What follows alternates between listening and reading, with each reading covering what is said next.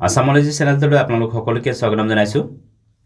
আজিৰ ভিডিঅ'টোত 2024 বৰ্ষত ভাৰতৰ কিছুমান গুৰুত্বপূৰ্ণ সংস্থাৰ বা অনুষ্ঠানৰ মুৰব্বী পদৰ কাৰ্যভাৰ গ্ৰহণ কৰি থকা ব্যক্তিসকলৰ নামসমূহ উল্লেখ কৰা হ'ল।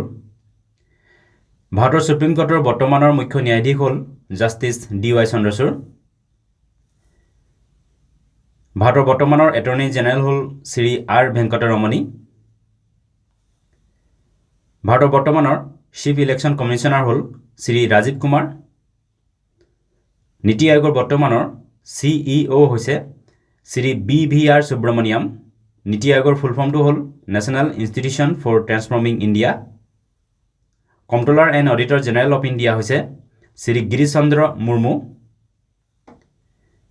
ইণ্ডিয়ান স্পেচ ৰিচাৰ্চ অৰ্গেনাইজেশ্যন চমুকৈ ইছৰোৰ বৰ্তমানৰ অধ্যক্ষ হ'ল Shri S Somanath. State bank of India অৰ্থাৎ SBIৰ বৰ্তমানৰ অধ্যক্ষ হ'ল শ্ৰী দীনেশ কুমাৰ খাৰা। নেশ্যনেল হিউমেন ৰাইটছ কমিশ্যনৰ বৰ্তমানৰ চেয়াৰমেন হ'ল Shri Arun Kumar Mishra. Defence research and development organisation চমুকৈ DRDOৰ বৰ্তমানৰ চেয়াৰমেন হ'ল Shri Sameer V Kamat. Film and television institute of India ইয়াৰ বৰ্তমানৰ চেয়াৰমেন হৈছে Shri R Madhavan. Securities exchange board of India চমুকৈ ছেবিৰ বৰ্তমানৰ অধ্যক্ষা হ'ল মিছ মাধৱী পুৰী বুচ। মাধৱী পুৰী বুচ হৈছে ছেবিৰ প্ৰথম মহিলা অধ্যক্ষা। ৰিজাৰ্ভ বেংক অফ ইণ্ডিয়া চমুকৈ RBIৰ বৰ্তমানৰ গভৰ্ণৰ হ'ল Shri Shaktikanta Das. Life insurance corporation চমুকৈ LICৰ বৰ্তমানৰ চেয়াৰমেন হ'ল Shri Siddhartha Mohanty. Finance secretary of India হৈছে Shri TV Somanathan. National green ট্ৰিবিউনেলৰ বৰ্তমানৰ চেয়াৰমেন হ'ল জাষ্টিছ প্ৰকাশ শ্ৰীবাস্তৱা। ভাৰতৰ বৰ্তমানৰ ফৰেন ছেক্ৰেটাৰী হ'ল শ্ৰী বিনয় মোহন কোৱাত্ৰা। BCCIৰ বৰ্তমানৰ ছেক্ৰেটাৰী হৈছে শ্ৰী জয় শাহ। BCCIৰ ফুল ফৰ্মটো হ'ল board of control for cricket in India. Food corporation of ইণ্ডিয়াৰ বৰ্তমানৰ চেয়াৰমেন হ'ল Shri Ashok Kumar Meena. National disaster response force চমুকৈ NDRFৰ বৰ্তমানৰ ডাইৰেক্টৰ জেনেৰেল হ'ল শ্ৰী অতুল কৰৱাল। ইণ্টেলিজেঞ্চ ব্যুৰোৰ বৰ্তমানৰ ডাইৰেক্টৰ হ'ল শ্ৰী তপন ডেকা। এটমিক এনাৰ্জি কমিশ্যনৰ বৰ্তমানৰ চেয়াৰমেন হ'ল doctor Ajit Kumar Mohanty. National commission for ৱুমেনৰ বৰ্তমানৰ চেয়াৰপাৰ্চন হ'ল মিছ ৰেখা শৰ্মা। নিয়াৰ বৰ্তমানৰ ডাইৰেক্টৰ জেনেৰেল হ'ল শ্ৰী দিনকৰ গুপ্তা। নিয়াৰ ফুল ফৰ্মটো হ'ল নেশ্যনেল ইনভেষ্টিগেশ্যন এজেঞ্চি। চলিচিটৰ জেনেৰেল অফ ইণ্ডিয়া হৈছে শ্ৰী তুষাৰ মেহতা। CBIৰ বৰ্তমানৰ ডাইৰেক্টৰ হ'ল শ্ৰী প্ৰবীণ সুদ। CBIৰ ফুল ফৰ্মটো হ'ল central bureau of investigation.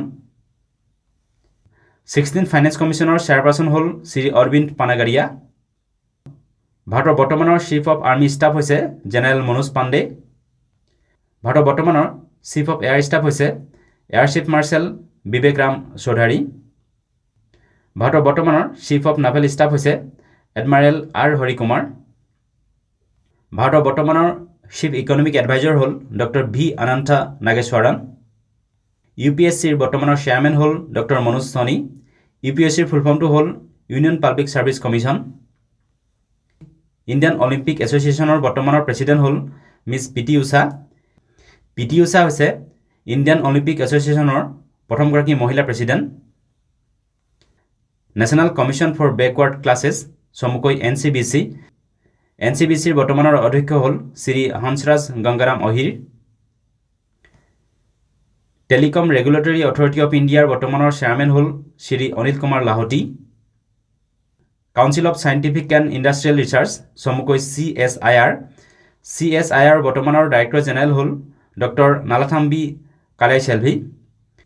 Doctor Nallathamby কালাইছেলভি হৈছে CSIRৰ প্ৰথমগৰাকী মহিলা director general.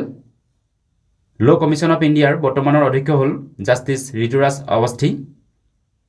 National disaster management authority চমুকৈ NDMAৰ এক্সিকিউটিভ হেড সদায় ভাৰতৰ প্ৰধানমন্ত্ৰী হয় আৰু সেয়ে বৰ্তমান NDMAৰ এক্সিকিউটিভ হেড হৈছে ভাৰতৰ প্ৰধানমন্ত্ৰী Narendra Modi.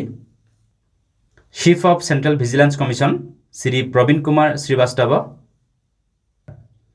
National bank for agriculture and rural development চমুকৈ নাবাৰ্ডৰ বৰ্তমানৰ অধ্যক্ষ হ'ল শ্ৰী শ্বাহজী KV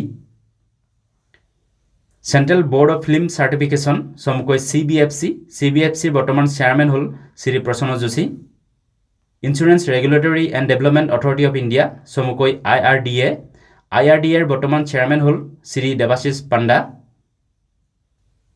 central pollution control board চমুকৈ CPCBৰ বৰ্তমান চেয়াৰমেন হ'ল শ্ৰী তন্ময় কুমাৰ